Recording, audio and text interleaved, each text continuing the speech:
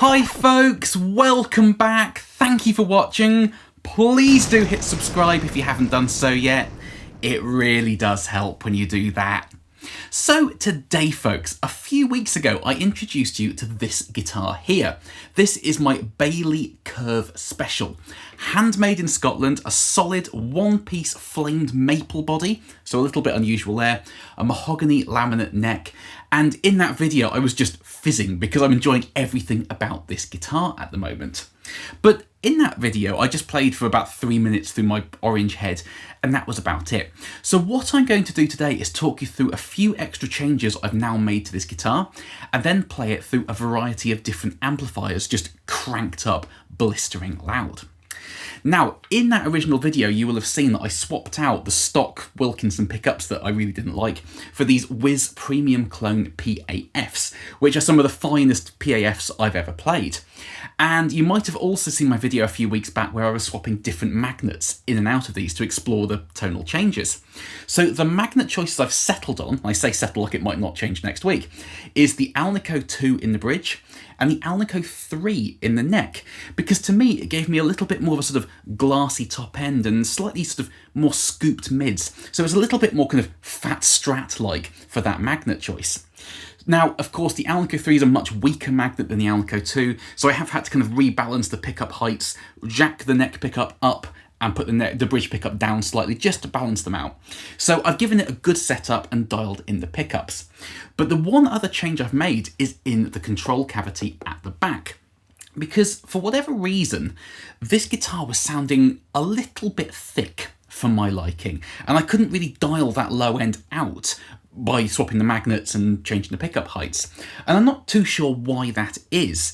It could be the maple body. Everyone says maple bodies are really bright. I don't find this over bright at all, but it might be extra resonance in there or something like that. But also the cavities that the pickups drop down into in this guitar are routed very, very small. And I can fit these pickups in without covers, but when I tried fitting covers to them, it was so tight I could barely fit them in. Now, unpotted PAFs are fairly microphonic, so it could be that being in such a small cavity, it's picking up sort of almost like proximity effect on a microphone, I guess, and just having a little bit more thump in the low end than I was wanting. So the way I fixed that is by using a coupling capacitor on the output of the switch. Now, usually when you come across capacitors in guitar tone circuits, it's linked to the tone knob, and as you turn it down, it shelves off more and more high end. But when you wire a capacitor in series inside the guitar, not in parallel over to a tone knob, it basically has the opposite effect. So it doesn't shelve off high end, it dumps a fixed amount, depending on the value of the capacitor, of low end to ground and lets everything else through. So depending on the value of the capacitor you put in the guitar, you can make it act as a high pass filter and get rid of sort of muddiness in the pickups. So I did a lot of experimenting with this, and I might make a video about this. Let me know in the comments underneath if you'd be interested in finding out more about this. But the ideal capacitor value for this guitar was 0.033. So inside here now I have two new old stock paper in oil capacitors, a 0.022 for the tone knob and a 0.033 for that kind of low end dump coupling capacitor. And those changes and the setup have just made this guitar, it's taken it from being a great guitar to an extraordinary guitar. And it's so comfortable to play. I really am just loving every single thing about this now, and I cannot put this thing down. It keeps cropping up in all the demo videos I'm shooting because it just sounds amazing. So today I'm going to put it through a variety of different amps and just turn them up really, really loud. I was going to use my pedal board, but I decided to go completely old school, just using amps dimed with the volume control. So I have mostly British voiced amps here, my Dr. Z Z-Rec, which is a kind of AC30 type thing. I've got my JTM45 clone. I've got my orange Retro 50 head, so lots of kind of British voiced amps there. But I'm also going to throw in the Dr. Z Z-Master, which is a kind of 310 tweed Fender Bandmaster, just for a slight American flavour too. But I've also still got the Hylight Custom 50 here on demo. So before that goes back, I'm going to plug it into that and crank it up like almost all the way for that kind of high watt crapping its pants sound. That could be a lot of fun too. So that's what we're going to do today, folks. Explore the many tonal options of just plugging a great PAF equipped handmade guitar into some non-master volume tube amps, mostly, crank them up and just ride the volume control and see what amazing classic rock tones we can achieve. So without further ado, folks, here we go.